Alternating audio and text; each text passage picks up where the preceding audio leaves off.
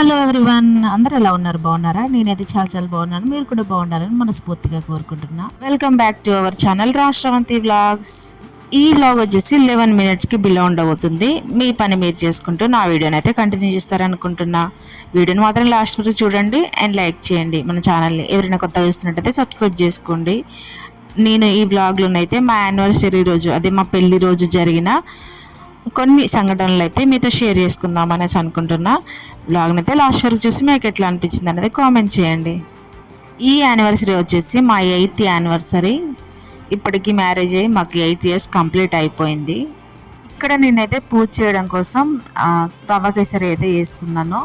మార్నింగే లేసాను, బట్ అప్పటి నుంచి ఇంకా వీడియో తీయడానికి కుదరలేదు. మీకు డైలీ మార్నింగ్ రొటీన్ పెట్టినా కూడా అంతగా చూడాలి అనిపించదు కదా అన్నట్టుగా నేనైతే డైలీ మార్నింగ్, ఈ రోజు మార్నింగ్ అయితే ఏమీ షూట్ చేయలేదు. కొంచెం లేవడం కూడా లేట్గా లేసాము. ఆ రోజు పడుకోవడం 12 అయిపోయింది.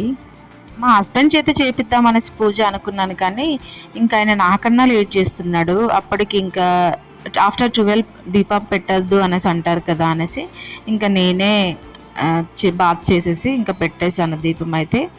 అసలు బిఫోర్ మ్యారేజ్ మేము ఎలా ఉండేవాళ్ళము, ఆఫ్టర్ మ్యారేజ్ ఎలా ఉండేవాళ్ళము అని అన్నీ మనకి మెమొరీలో ఉంటాయి కదా. ఐ మీన్ ఫొటోస్ ఉంటాయి కదా, ఆ ఫొటోస్ అన్నీ చూసుకుంటూ కూర్చున్నాను నేనైతే. అవన్నీ కూర్చొని ఒక ఆల్బమ్ లాగా చేసి అదే పెట్టేశాను. చాలా మెమరీస్ ఉన్నాయి మా అయితే. అవన్నీ అప్పుడప్పుడు ఫొటోస్ వస్తూ ఉంటే డైలీ చూస్తే అంత స్పెషల్ అనిపించదు. యానివర్సరీ రోజు మరీ మరీ చూసుకుంటే స్పెషల్ అనిపిస్తుంది. కొన్ని ఏమో బాగా నవ్వుకునేటివి ఉన్నాయి. ఆ రోజుల్లో మనకి ఏమీ తెలీదు. ఇంకా అలా చూసుకుంటూ నేను మా హస్బెండ్ చాలా సేపు నవ్వుకున్నాము. ఇంక ఇక్కడ రవ్వ కేసరి అయితే చేసేసాను, చేసి దేవుడి దగ్గర అయితే పెట్టేశాను. మా హస్బెండ్ నాకు ఇప్పటివరకు ఇలా ప్రపోజ్ చేయలేదు అనుకుంటాను. ఇంకా ఇదే నీ గిఫ్ట్, ఇంతకు మించి ఏమో ఎక్స్పెక్ట్ చేయకు నా దగ్గర నుంచి అనేసి అంటున్నాడు. మా బాబేమో మంచిగా చాక్లెట్ తెచ్చి ఇచ్చాడు.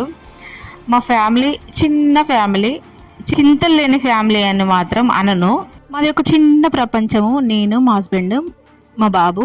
ఈసారి యానివర్సరీకి మేము ఎలాంటి ప్లాన్స్ పెట్టుకోలేదు అండ్ డ్రెస్సెస్ తీసుకోలేదు.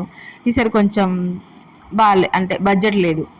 ఆ బడ్జెట్ లేకున్నా హ్యాపీగా ఉండలేమా అనేసి మేమైతే హ్యాపీగానే ఉంటాము. ఎవ్రీ ఇయర్ యానివర్సరీకి అయితే మేము రెస్టారెంట్కి వెళ్ళేవాళ్ళం, కానీ ఈ ఇయర్ అయితే వెళ్ళలేదు. ఇంతసేపు రవ్వ కేసరి చేశాను కదా, దాంట్లో బాదం పప్పులు, జీడిపప్పులు తీసుకురమ్మంటే ఓన్లీ జీడిపప్పులు తీసుకొని వచ్చాడు మా హస్బెండ్. ఇంకా వాళ్ళు వచ్చారు కదా అనేసి వేసిస్తున్నా. మా బాబు మాత్రం ఏమీ తినాడు. అప్పటికి ఇది తినమన్నా కూడా తినలేదు. ఇంకా నేను మా హస్బెండ్ ఇద్దరమే తినేసాము.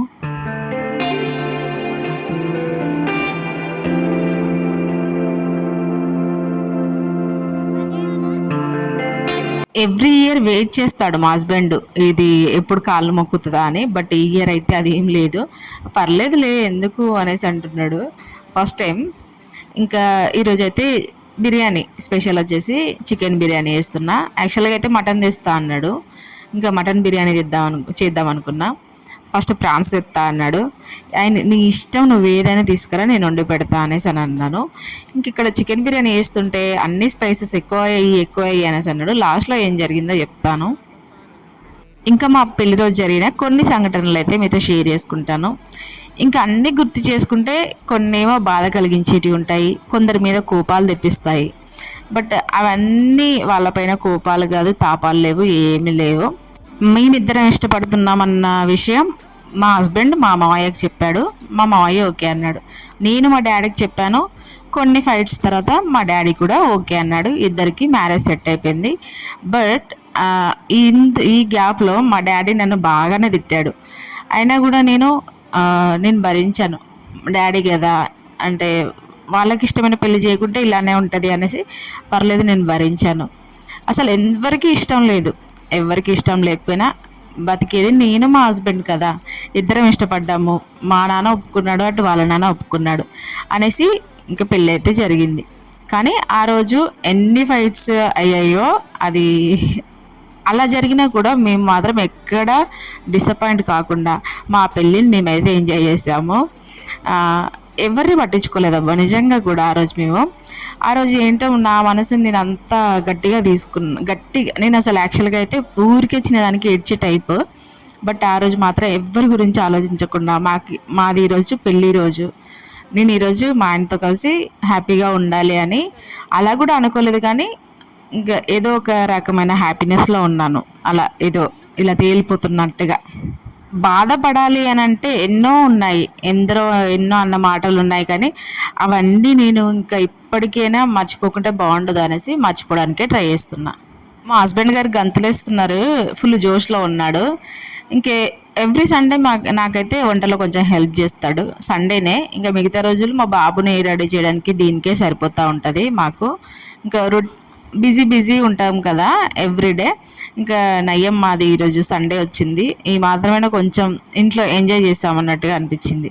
అదే సండే కాకుండా వీక్ డేస్ అయితే ఇంకా అతను బిజీగా ఉండేవాడు, నేను ఇంట్లో ఉన్నా కూడా ఆయన బిజీగా ఉంటే నేనేం చేయలేను కదా, అలా జరిగిపోయింది. కానీ సండే వచ్చి మేము హ్యాపీగా ఉన్నామంట, అన్నీ షేర్ చేసుకొని ఆ రోజు బాగా హ్యాపీగా ఉన్నాము. ఇక్కడ ఎందుకు చికెన్ బిర్యానీ చేయడం అయిపోతుంది.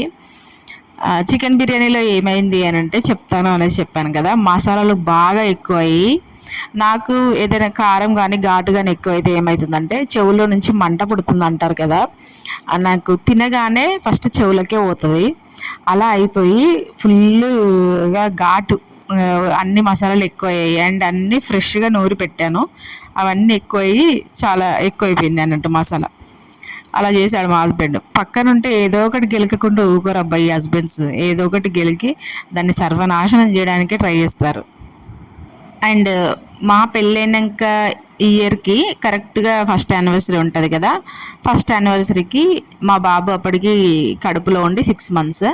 ఇంకా ఆ రోజు మేము శ్రీమంతం చేసుకుంటాము అనేసి ఆ రోజే చేసుకొని కరెక్ట్గా ఆ రోజే డేట్ పెట్టుకున్నాము.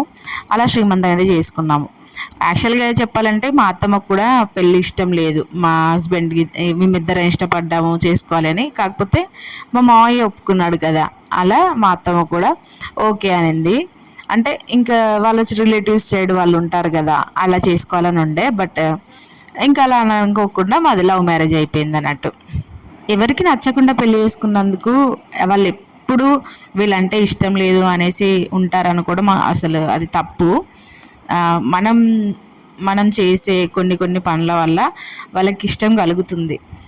వీళ్ళు మంచిగానే చేసుకుంటున్నారు, హ్యాపీగానే ఉన్నారు అని ఒక భరోసా మనం మన పేరెంట్స్ కానీ హస్బెండ్ అత్తమామకి కానీ సొసైటీకి కానీ మనం మనం మనం చెప్పాలని లేదు.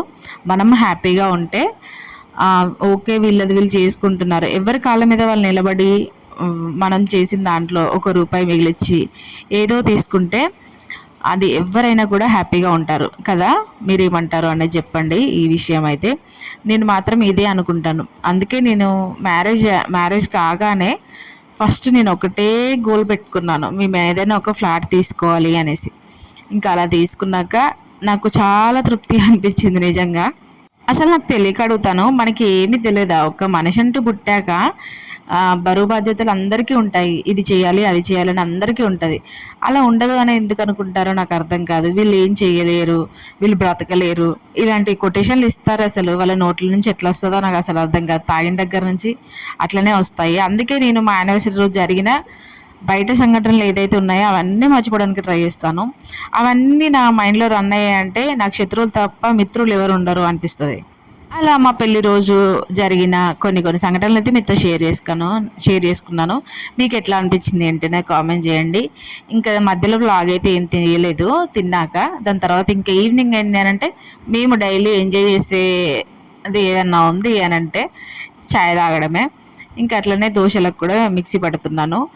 ఈ స్కూల్ స్టార్ట్ అయిన దగ్గర నుంచి మనం ముందు రోజు ఏదైనా టిఫిన్కి రెడీ చేసి పెట్టుకోలేదు అనుకోండి, ఇంకా ఆ రోజు ఉన్నంత హడావిడి ఏ రోజు ఉండదు కదా. ఇంకా ఇది ముందుగానే అనుకొని ఫస్ట్ అయితే దోశలకు నానబెట్టి ఉంచి దాని తర్వాత అన్ని పనులు చేసుకున్నాను. ఇంకా టీ అయితే చేస్తున్నాను. టీ తాగేసి కాసేపు అలా బయటికి వెళ్ళొచ్చాము. బట్ అదంతా ఇంకా వీడియో ఏమీ తీయలేదు. ఇక ఫోన్ పట్టుకుంటే మా హస్బెండ్కి ఏమో కోపం వస్తుంది, బయట కూడా ఫోన్ పట్టుకుంటే. కాసేపు అలా బయటికి వెళ్ళి అలా రోడ్ల మీద తిరిగి వచ్చేసాము. టీ తాగేసి వెళ్ళిపోయాము అన్నట్టు. ఎక్కడికో లేదు కాదు, మేము వెళ్ళింది మార్కెట్కి వెళ్ళాము. ఇలా జరిగిపోయిందండి మా యానివర్సరీ వ్లాగ్ అయితే. మీకు నచ్చిందా లేదా అనేది కామెంట్ చేయండి. లవర్స్ చాలామంది ఉంటారు కదా, అందులో మా హస్బెండ్, నేను, మా బాబు కూడా అందులో ఇన్వాల్వ్ అయిపోయాడు ఇంకా ఇప్పటి నుంచి. అలా టీ తాగుకుంటూ ఎంజాయ్ చేసాము. ఎవ్రీ మూమెంట్ని ఎంజాయ్ చేస్తేనే లైఫ్ అనేది చాలా హ్యాపీగా ఉంటుంది అండి. ఈరోజు మా యానివర్సరీ వ్లాగ్. ఇంకా దీని తర్వాత ఏమీ లేదు, ఉన్నది తినేసి ఇంకా పడుకున్నాము అంతే. బట్ కొంచెం హ్యాపీగా గడిచిపోయింది మాకైతే సండే రావడం వల్ల. ఇంకా వ్లాగ్ అయితే ఇంతే. మీకు నచ్చిందా లేదా అనేది కామెంట్ సెక్షన్లో కామెంట్ చేయండి. అండ్ ఇలాంటి వీడియోస్ కోసం మన ఛానల్ని సబ్స్క్రైబ్ చేసుకొని ఉండండి. Thank you so much for watching అండి. ఇక్కడ చూసిన వాళ్ళందరూ కూడా బాయ్.